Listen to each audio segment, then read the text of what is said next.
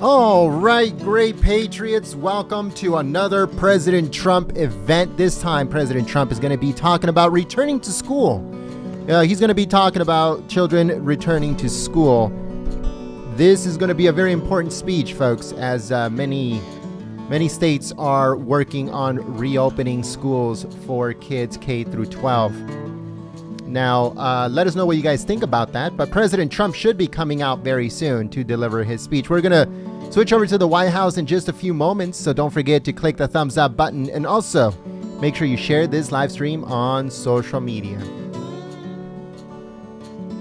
Let me know in the chat if you guys got notified. This was a last second. This wasn't even supposed to be live streamed, to be honest with you. It was on the schedule as restricted, which meant you can only record it and then upload it onto your networks, but I guess they changed their mind the last second and it became a live stream, which is good because we enjoy our live streams here at Golden State Times, and we know that Patriots enjoy the live streams here with us, so you guys are amazing.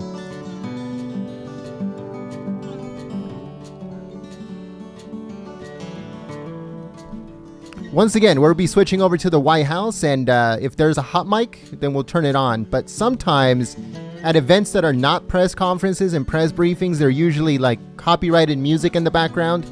So we have to be very careful. We'll let you guys know if we do have a hot mic for this event, like we do for press conferences and press briefings that we normally live stream. But we'll let you guys know. If you share the live stream on Twitter, we'll give you a shout out as a thank you for your help and your support. So if you share the live stream on Twitter, we'll give you a shout out. But also don't forget to share it on Facebook and Twitter and Gab and Reddit and Parler and all of those social media sites. It helps us out immensely.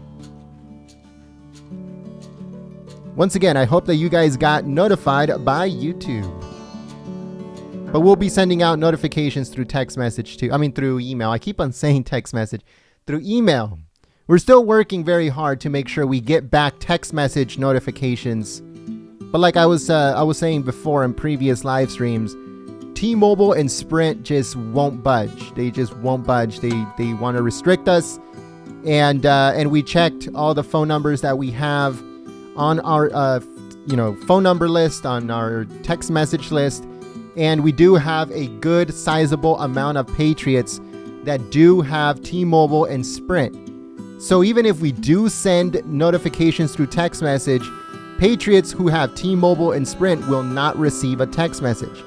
They're blocking us. They're essentially blocking our text messages from going out to those Patriots. So stay tuned. We're working very hard to fix that, to reverse that in any way we possibly can. But like I said, I'm just giving you guys an update and being transparent.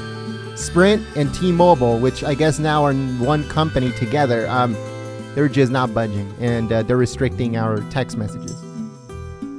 I'll be back on the microphone to give shout outs and to give updates when we're switching over to the White House.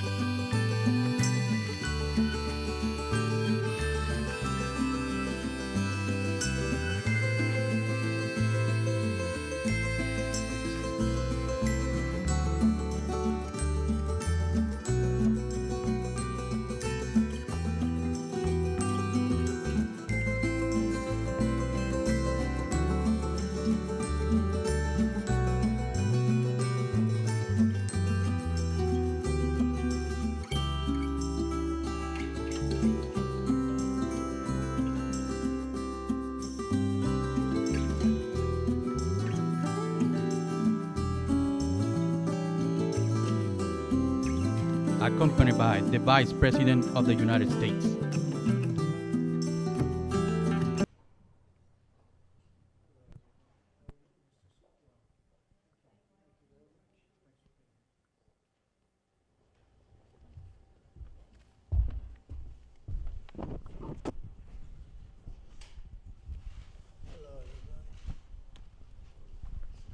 Well, thank you very much, and we're here to talk about a very important subject, education, but also opening our schools. And we have some of our great teachers and parents and a very representative group, and we also have some extraordinary experts with us. I'd like to maybe start off by asking our Vice President to say a few words, and then if you would, Betsy and Kellyanne, and we'll go around and talk to some of the parents and teachers. And thank you all for being here very much. Appreciate it. Please. Well, thank you, Mr. President. I want to thank all of the educators and leaders who are here and a part of a conversation. President Trump made it clear from the time that we made our way through the difficult days of 45 days to slow the spread. The President said we want to work with states to open up America again. But to open up America, we've got to open up America's schools. And at the President's direction, we've literally provided billions of dollars already to states to begin to open schools. And Secretary DeVos and I, as you know, Mr. President, have traveled around the country to places like North Carolina and Indiana and Louisiana, and we are working literally day in and day out with governors and state education leaders to find a way that we can safely reopen our schools. Our commitment is to make sure that our states and our schools have the best guidance. We'll talk a little bit about that today. CDC actually issued some new guideposts, Mr. President, not long ago, but the first document they issued was the CDC's position that it is best for our kids to be back in school. The CDC's recognized that it's a public health priority to have our kids back to school and in-person learning. But Mr. President, as you've also made clear, we're going to make sure our schools and our states have the resources to be able to safely reopen. And we're calling on Congress to work with us to appropriate another $105 billion. We believe that we can safely reopen our schools. We know that it's best for our kids. We don't want them to fall behind academically, but also we don't want our kids to miss out on the counseling that they receive, special needs services, as well as all the nutrition programs that are available just at our schools. And finally, Mr. President, I know that you've recognized from early on that getting our kids back to school is first a priority for them, but also it's important for working families. Only about 20% of single parents are able to telework. And so to open up America again, we got to open up America's schools to put America back to work. We got our kids are back in the classroom. And so, Mr. President, I want to thank you for your leadership. It's great to be here with Secretary of Education, with Kellyanne, and all these remarkable teachers in particular. As you know, I've been married to a school teacher for 35 years. She's preparing to go back to the classroom this fall, and I want to thank all the educators who are here for all the hard work you've done through these difficult days and all the work that you're doing to get our kids back to school. Thank you, Mr. President. Well, Mr. President, thank you so much for your continued bold leadership through this crisis, and particularly with respect to getting kids back to school. It's been a privilege to travel with the Vice President to meet with educators, education leaders, and especially with parents and students to hear about what their needs are as fall quickly approaches. And so I'm just thankful to be here with this group today to listen and learn from you about what your needs are as we anticipate getting back to school. And Commissioner Corcoran, thank you for your bold leadership in Florida, really setting high expectations for all of the students and educators there.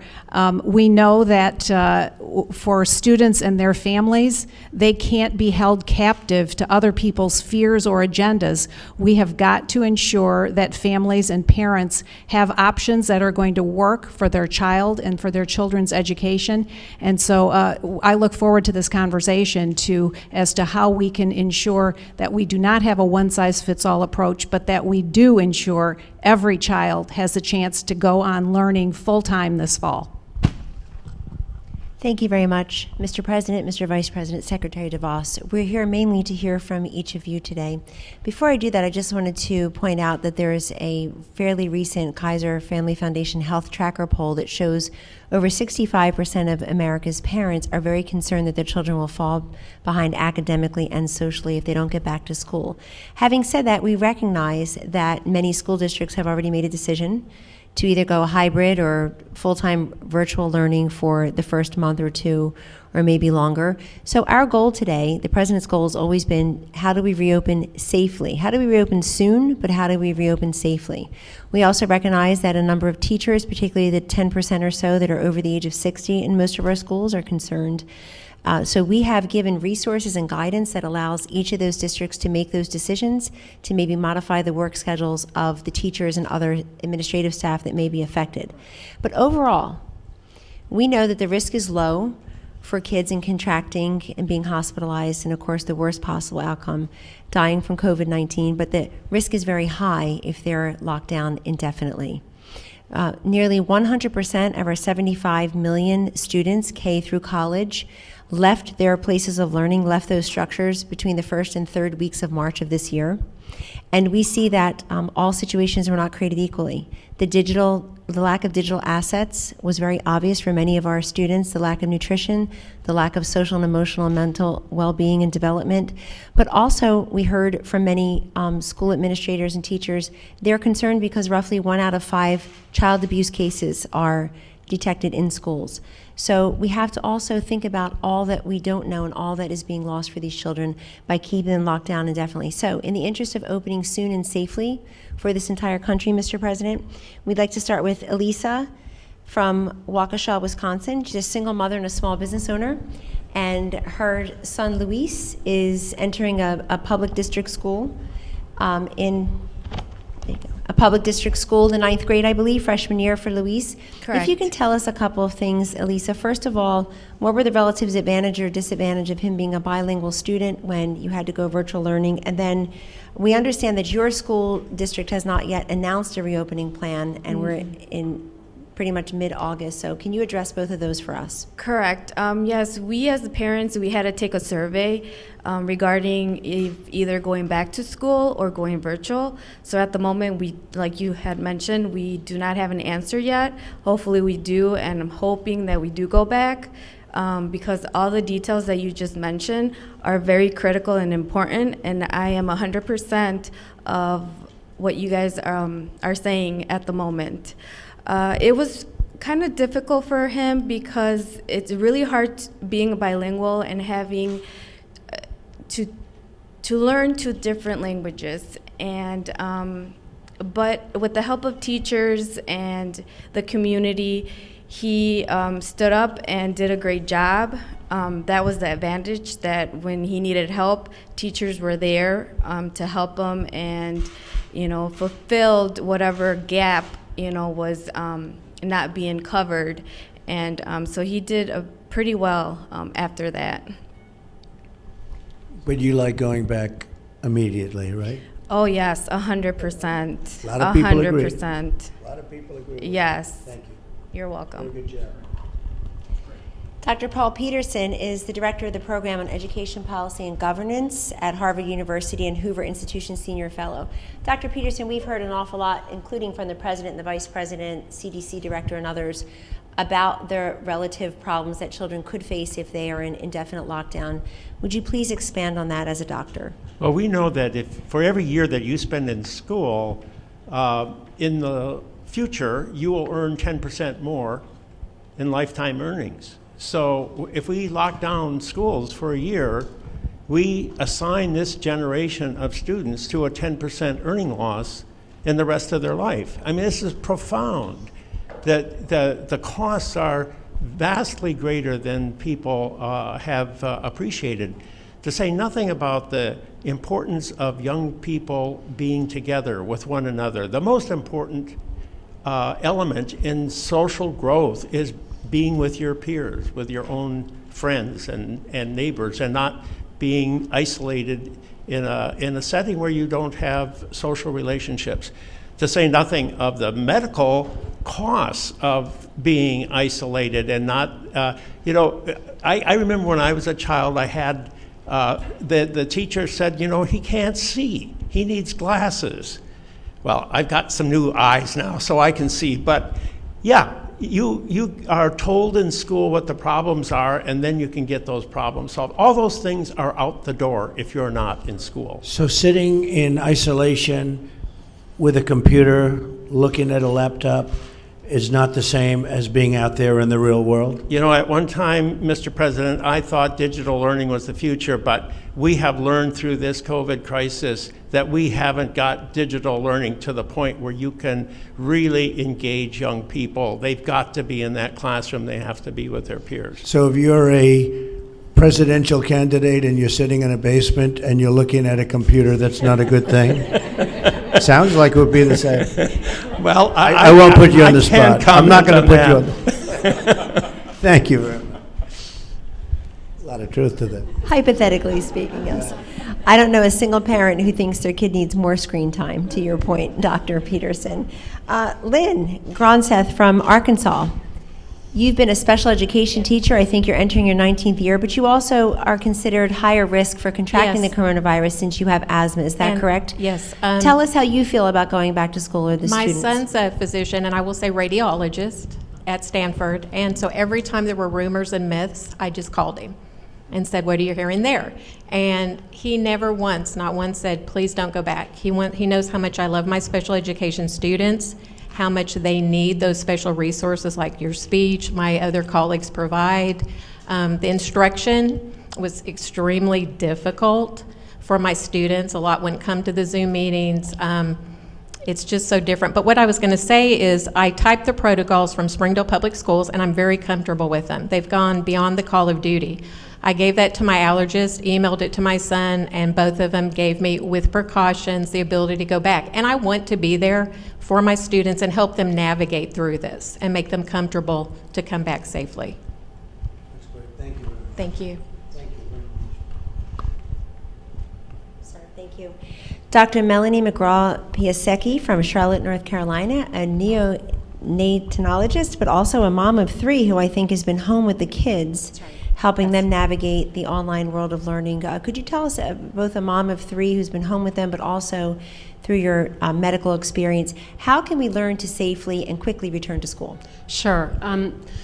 My children, I would say, did not have a great experience in the spring, particularly my youngest, who was in first grade at the time. I think the online learning for the young ones, it just doesn't work. And my school, it's a private independent school, recognized that. And when they go back next week, they're sending the little ones back every day, which I think is great.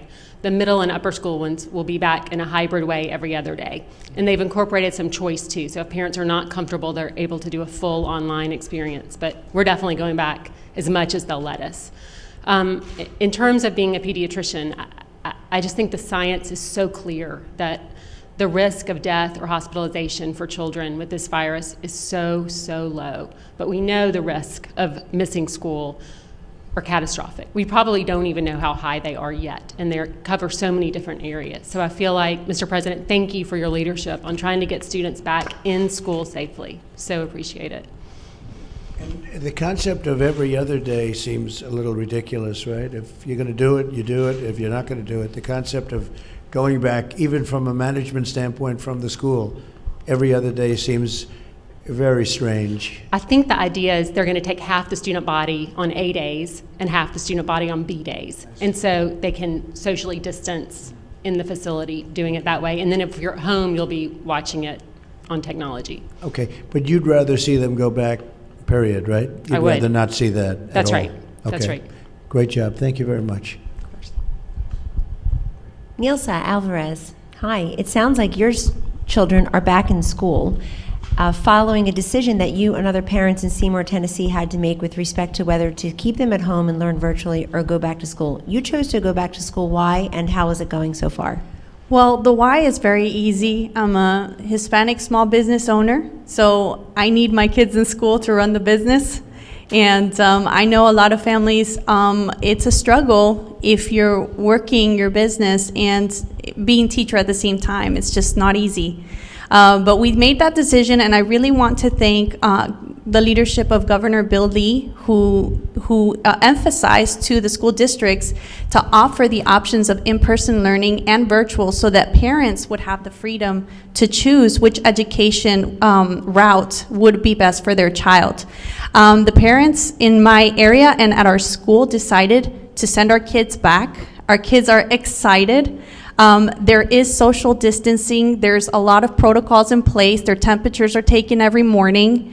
Everything is going very smooth, but what is really good is that my son and daughter, they understand the seriousness of the virus for those at risk. So they're keeping an eye out for those who are at risk so we can look after them. We have a group chat with the parents, and we're communicating all the time if there's any symptom so that we know if something's happening or not. Whether we send our kids back to school that day or not.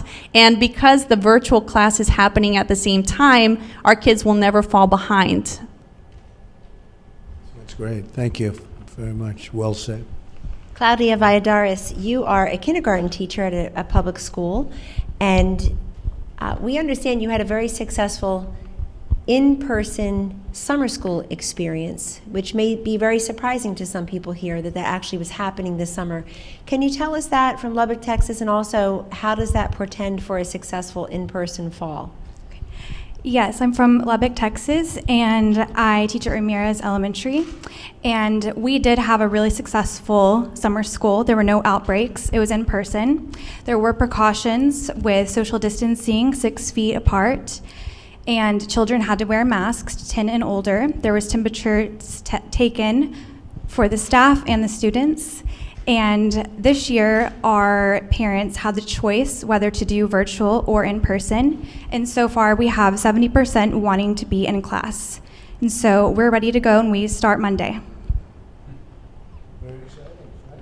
Thank you. Thank you for all of your leadership with this. Thank you very much. So, I know the area well. It's great. Thank you. Thank you, Mr. President. Mr. President, you heard from a couple of our last speakers something that you actually have made happen in signing the CARES Act. There's about $13 billion worth of funding, and I was briefed by an HHS official this morning who said only 4% has been tapped into. They can use that to help them with the temperature checks, with the testing, however they wish to use it. So we would really implore those states and those local school districts to take advantage of the money that you and the Vice President, the Secretary, and others have already secured in a bipartisan fashion. And what I'd like to do is I'd like to see the money follow the student. If a school is going to be closed and we're giving all of this money on the federal basis to a school, and if a student is going to go to a different school, really at the choice more of the parent, in all fairness, than the student, you know, where you want to go and what school you want to bring the student to. I think the money should follow the student. And that's something that we want to do. We're having a hard time with the Democrats. They want the money to follow the union, to be honest. It's very simple. Give it to the union. But the fact is, give it to dues, because the union people are fantastic people in there. But the people that run the union, it's disgraceful, and the dues that they charge the teachers, and that's what it's all about. So I would like the money to follow the student.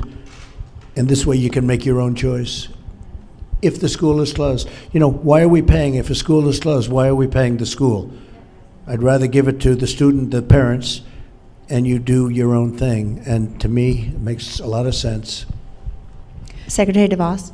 Well, and I would just add to that, Senator Tim Scott has a bill introduced in Congress that would do just that, would empower parents to make the choice for their children to find the right setting and the right fit for them, depending on their circumstances. And with the President's bold leadership here, I think we can get it done. Congress can do the right thing on behalf of parents and their kids.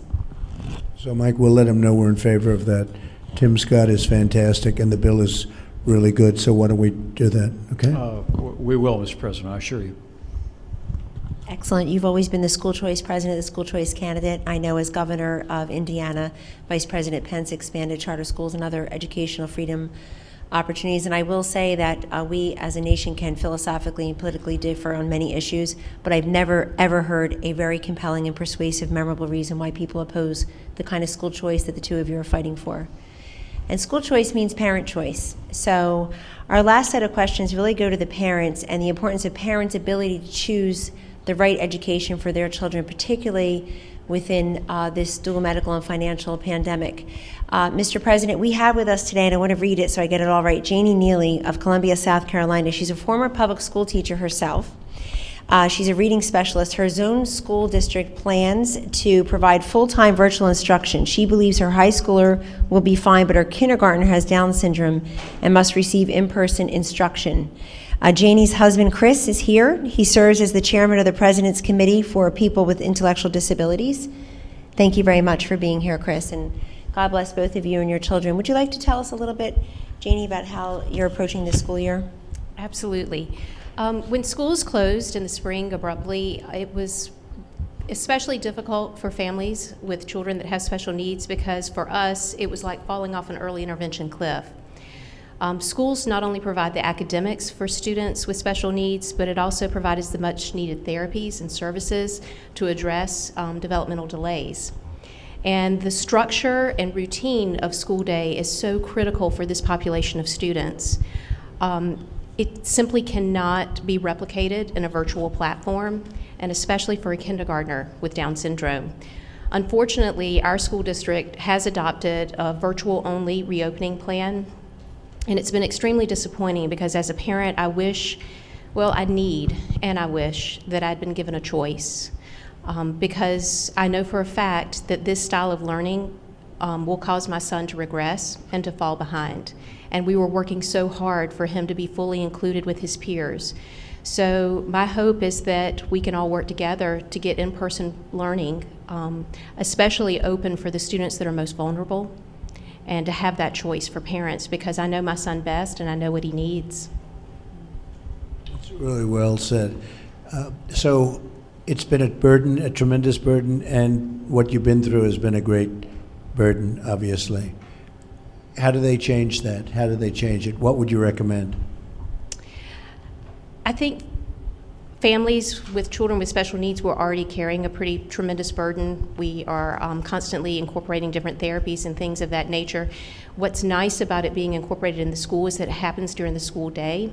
Unfortunately, in my situation, we've now been forced to change and to find another school option for our son. We're fortunate because a lot of families don't have that option, because smaller schools, private schools, parochial schools may not have the staff and the structure to accept children with special needs. So there's not always that option. We're fortunate in that situation, but now my family's taking on the burden of not budgeting and planning for tuition.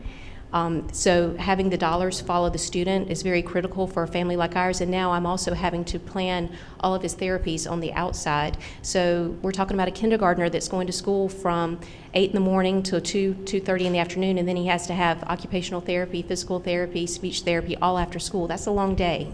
It's a lot of work. It is. Thank you. Fantastic job. Thank you very much. Thank you. How did she do, Chris? Good? She did excellent. It's not bad. Not too bad. Thank you. You know, I think the conversation in America right now, the children with special needs have really been left out. And so, Mr. President, I want to thank this administration. Mr. Vice President, when you and the Secretary came to Columbia a few weeks ago, you addressed that issue, that people with disabilities are being left out.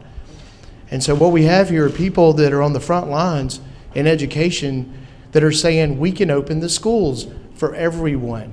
I visited 2 schools this week in South Carolina that have charter schools. Students are in class, teachers are there, they're learning, they're playing with each other. I mean, it's been a great experience. So we could do this in America. We can get America back to school and make our education system great. That's great. Thank you very much. Appreciate it. Florida's Commissioner of Education, Mr. Corcoran, you spearheaded an emergency declaration with Governor DeSantis basically to meet the demands of parents for in-person instruction. I'm very struck when I read these parent surveys in many districts. Parents overwhelmingly are saying yes when they are asked, do you feel it is safe for your son or daughter to return to school? And often they're being big-footed by a county health commissioner or a school board. How are you meeting that demand, and how do you know that parents are so in demand in Florida for in-person instruction? What are you hearing? Well, we did exactly as you said. We did an emergency order that basically gave increased flexibility and increased choice to parents, teachers, and the districts, and a certainty in the funding. But if you're not, and what we were saying and what got reported, the same day you said open school, so they said we colluded. I wish I colluded with you. That sounds like a good idea. They like that word. But we opened up, we said you have to open up as an option 5 days a week for school children. And now in Florida, we're in August, our first schools are opening up this week. And throughout August, we'll have all 67 our districts will open up. We've not approved a single plan, to your point and your point, even in our phase 1 counties in southeast Florida. We've told them, you better open up for children with unique abilities on day 1. You cannot do virtual therapies. You can't do virtual, and we just had a forum the other day with another parent who had a Down's child, and he just thrives when he's around other kids, and when he's at home, he's literally being diagnosed with depression because he's not around kids. They have to have that right away. And so we'll open up, and the great news is, we'll have probably, already we have 13 districts that open up this week. Of those 13 districts, this is the amazing thing, to your point, we are being sued by the union bosses, and they are disgraceful, absolutely disgraceful. And so we have multiple suits going. But the reality is, of the districts that opened up this week, 6 of them have almost 100% teacher participation. You know what teachers want? Teachers want to be back in the classroom with their kids. Even if they have an underlying condition, they want to be back. And that's what we're seeing in Florida. And when we get to August 31st, all the districts open up, we're going to have probably 70 to 80% of students in face-to-face options, and we'll have more than that percentage in teachers in the classroom with their students. And there's just no substitute for it. You hear it. We have the largest virtual school in the country. It is a second-tier education. The best education is when you got a great teacher, a great mentor, someone who's got great wisdom, all the children and their peers together getting a great education. And an education, we say, is everything. Education is freedom. Education is the uplifting of the human soul to the glorious light of truth. And to deny a child that kind of education, you're robbing them of a lifetime, not just of earnings, a lifetime of who they are as human beings.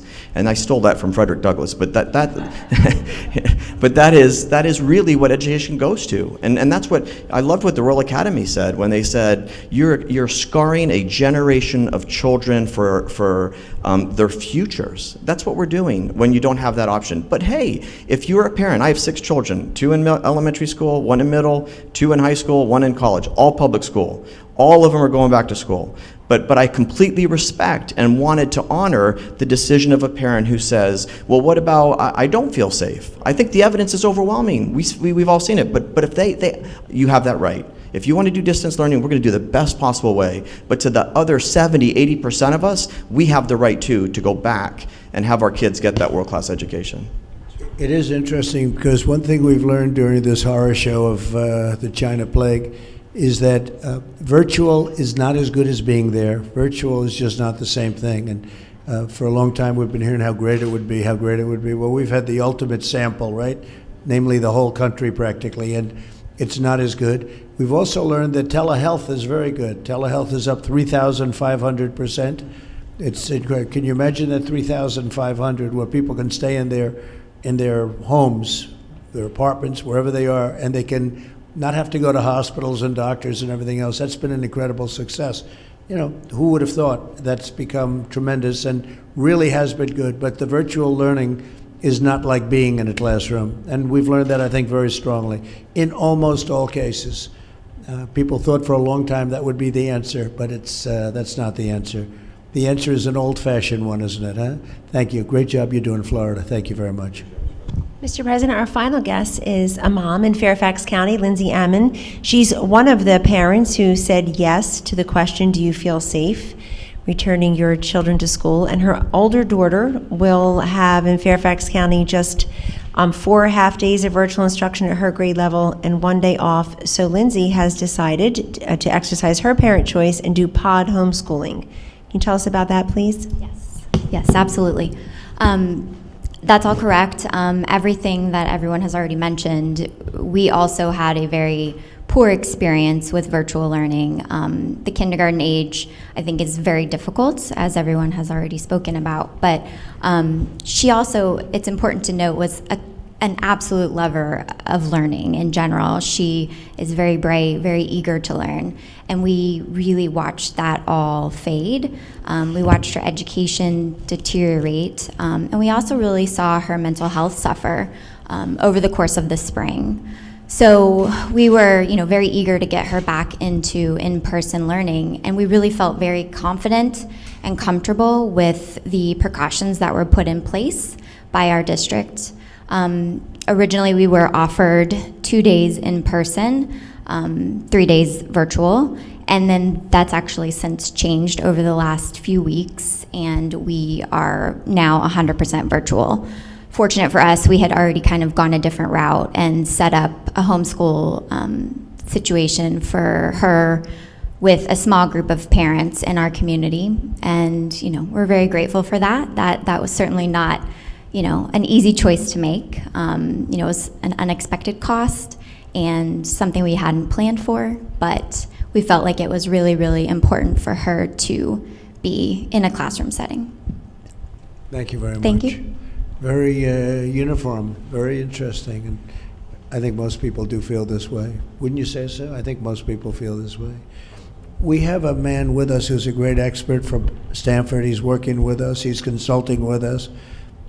And he's going to be at our press conference in a little while at 5:30. But maybe Dr.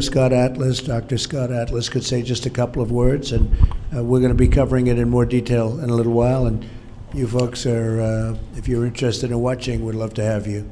Scott, please. Okay, thank you, Mr. President. It's a great honor to be asked to help out in any way I can, and the event I thought was terrific. I want to thank everyone for participating, and sort of to reiterate the bottom line on this, as the President and Vice President and Secretary DeVos have said, which is we know that the risk of the disease is extremely low for children, even less than that of seasonal flu. We know that the harms of locking out the children from school are enormous. And we also know, as we all would agree, that educating America's children is right at the top of the list for our nation's priorities. So I thank the President and everyone here for acknowledging these truths and to get kids back to school safely. Thank you.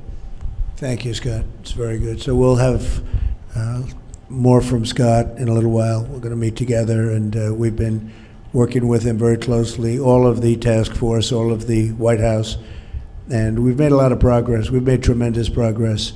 You see other countries are now blowing up in terms of the disease. You call it what you want. So many different names for the disease, whether it's China virus and some I won't get into because I just get myself in trouble every time I do, but I'm angry about it, and so is everybody else in this country angry about it. So we will have a press conference in a little while. You'll be seeing the doctor, you'll be seeing a few of the people, and I'll be making a statement. And I think that'll start at about 5:30. I want to thank everybody very much for coming in and being with you. We're on your side, 100%. We're on your side. We'd like to also see football get going. We want to see college football, and I don't know what they're doing with high school football, but I guess it's the same kind of a thought process. So we want to see that happen, and I think some of it will happen.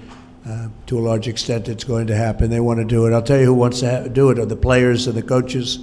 They want to do it. I spoke with Trevor Lawrence, the great quarterback, and he's very smart. He understood it very well. He said, hey, I'm a lot safer in the field than I am being out there. And he got it. He got it very quickly. Coach O, I spoke with him. He's some coach, that one. He's a great coach, and he feels his players just want to be out there. So we've spoken to a lot of different people, and they want to get out. And our country's opening up. We're opening up very strongly. If you look at retail sales numbers, car sale numbers, used car numbers, and employment numbers, we're hiring over the last 3 months the most people ever hired in the history of our country. So you had a lower base, but nevertheless, we hired a tremendous amount, by far the biggest number of people ever hired during a 3-month period, so for the quarter. So I just want to thank everybody. We'll see you folks in a little while, and thank you very much. Appreciate it.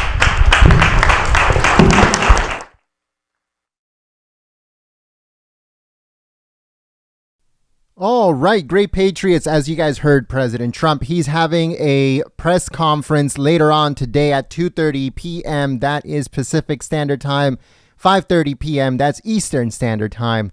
So make sure you guys join us. The live stream is already on the channel. So let me put the link to that live stream on the chat so you guys can head over there, set the reminder, which is very important. That way you guys get a notification when we go live for that press conference.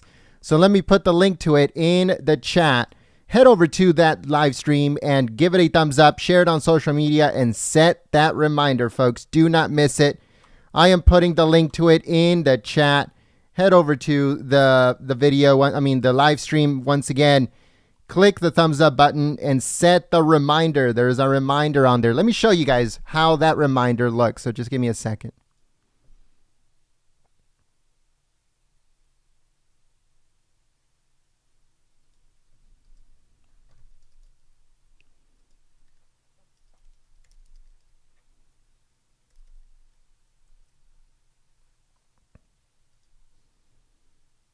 All right, so here we go. So this is our channel, Golden State Times. Let me just here. Let me make it full screen. All right, so the press conference is already here. Set the reminder. It's right next to where it says how many minutes it's starting in. Click where it says set reminder. Now reminder is on. Now you will get notified every single time. So make sure that you guys head over to the live stream, give it a thumbs up, share it on social media, and set the reminder for that press conference that is coming later on today. Now, it's already on the channel. Like I said, just click on our logo. It'll take you to the channel. Set the reminder, folks. Click that bell. That way you get notified when it goes live. We hope to see you guys here at that press conference later on today. Make sure that you subscribe and click that bell. And also head over to the live stream. I'm putting the link to it in the chat. Click that bell. Click that reminder bell. Like I said, right here, just click on it so it says reminder on, and you'll get notified. Thank you so much, folks, and we'll see you very soon.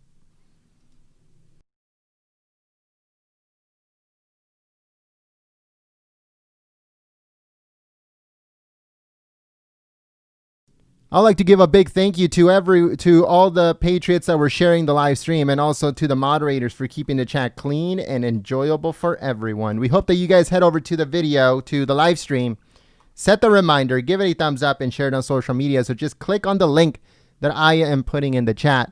Head over to the live stream, give it a thumbs up, share it on social media, and we'll see you there.